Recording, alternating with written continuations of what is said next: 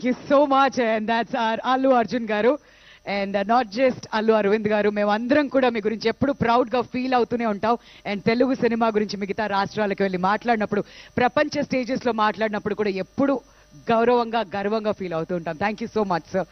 And now without any further ado, a dynamic and visionary leader of Telangana, ladies and gentlemen, mana gauraniya mukhyamantri variyulu Shri Yennamula Raymond Reddy garni gattiga chappatlato swagatam palkalsinదిగా request chestunnam to speak a few words, sir, at your comfort.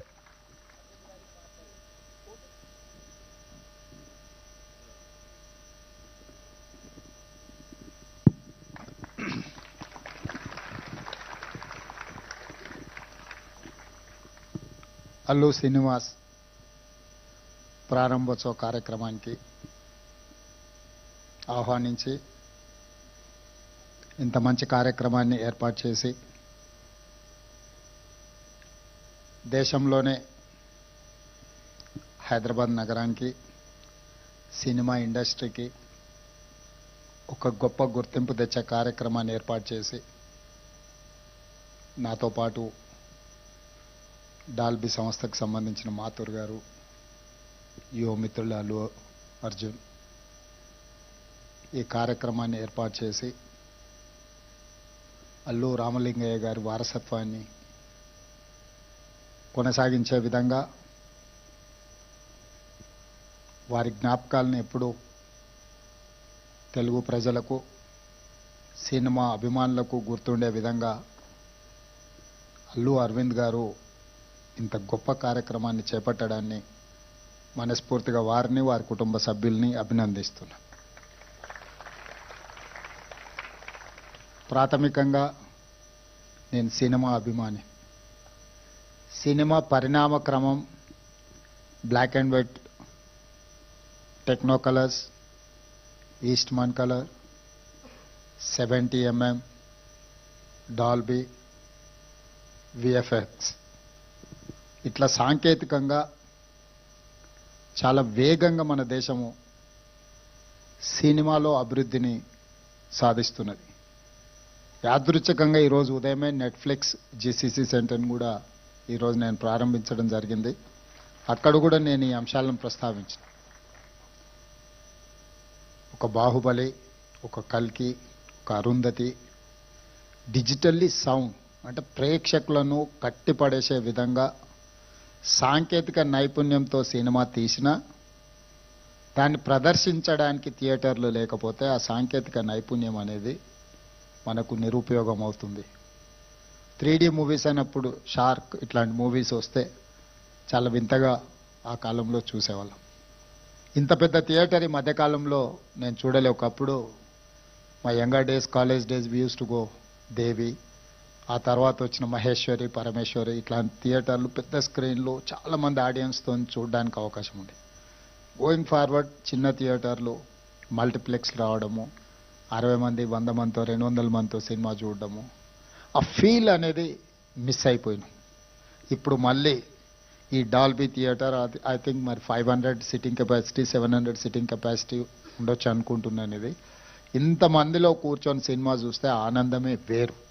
ఎందుకంటే audience యొక్క reaction అనేది we can feel directly. ఇట్లాంటి theatre technically sound ఇంత ఒక మంచి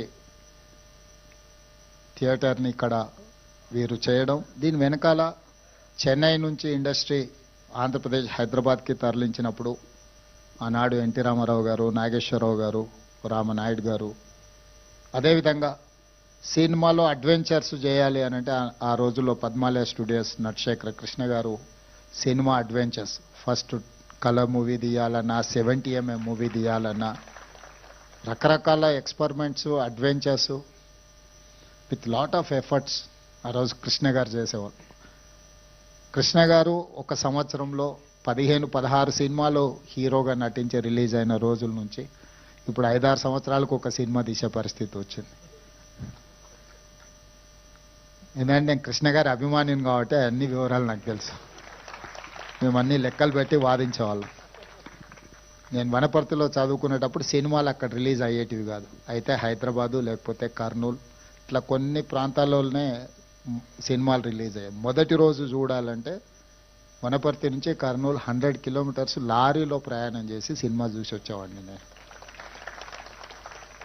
అంటే అప్పుడు బస్సులు ఫ్రీక్వెంట్గా ఉండేది కాదు. సినిమా టైంకి వెళ్ళి మళ్ళీ సినిమా చూసి మళ్ళీ వెనక్కి రావాలి అంటే లారీలు, హైవేస్లో ఎక్కువ లారీలు పోతూ ఉంటాయి కాబట్టి లారీ ఎక్కిపోయి మేము ఫ్రెండ్స్ కాలేజీలో ఉన్నప్పుడు సినిమా చూసి మళ్ళీ సెకండ్ షో సినిమా చూసి వెనక్కి వచ్చేవాళ్ళం. సో సినిమా అనేది మధ్యతరగతి వాళ్ళ మీద అత్యంత ప్రభావితం చూపిస్తుంది. మన లైఫ్ని ఇన్స్పైర్ చేస్తుంది. మన లైఫ్లో కొన్ని డెసిషన్ తీసుకోవడానికి కూడా సినిమా ఇండస్ట్రీ, సినిమా కథనాలు, సినిమా ప్రభావితం చేస్తుంది. సినిమా అనేది ఒక కమర్షియల్ ఎలిమెంటే కాదు, సినిమా అనేది ఒక సోషల్ యాంగిల్లో అత్యంత ప్రభావితం చూపించగలిగిన ఇండస్ట్రీ. సినిమాను క్యాజువల్గా మనం తీసుకోవాల్సిన అవసరం లేదు. It is going to influence on our lifes.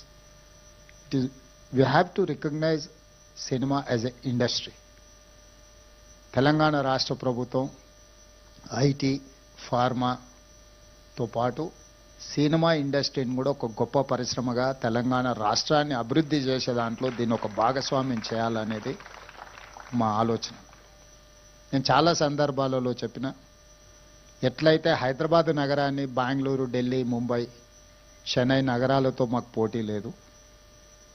మాకు role model China, South Korea, Japan, Singapore అని ఎట్లయితే చెప్తున్నో, టోక్యో, సింగపూర్, న్యూయార్క్ నగరాలు మాకు పోటీ అని ఎట్లయితే చెప్తున్నానో, ఎవరైతే మాకు రోల్ మోడల్సో మేము వాళ్ళతోనే కాంపీట్ చేయదలుచుకున్నాం. తెలుగు సినిమా ఇండస్ట్రీ కూడా పక్కన కోలీవుడ్తోనో లేకపోతే శాండల్వుడ్తోనో లేకపోతే బాలీవుడ్తోనో కాదు. We have to compete with Hollywood. Hollywood movie చూడడం కాదు, హాలీవుడ్ మూవీ కూడా ఇక్కడ తీయాలి, ఇక్కడ ప్రదర్శించాలి. ఇక్కడ టెక్నాలజీ, అందుకే ఈరోజు నెట్ఫ్లిక్స్ ఓపెనింగ్ అప్పుడు కూడా ఐ టోల్డ్ దెమ్, మీకు ఏం కావాలన్నా మా గవర్నమెంట్ 100% సపోర్ట్ చేస్తుంది. నాలెడ్జ్ హబ్ క్రియేట్ చేసినప్పుడే ఇండస్ట్రీ అనేది ప్రమోట్ అవుతుంది.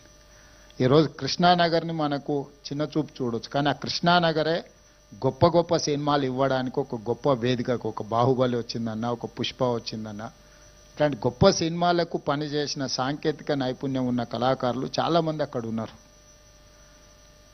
ఈ ఇండస్ట్రీని తెలంగాణ రాష్ట్ర ప్రభుత్వం గుర్తించడమే కాకుండా ఈ ఇండస్ట్రీ పెరగడానికి అవసరమైన అన్ని సహకారాలు అందించడానికి ఈరోజు తెలంగాణ రాష్ట్ర ప్రభుత్వం సంసిద్ధంగా ఉంది.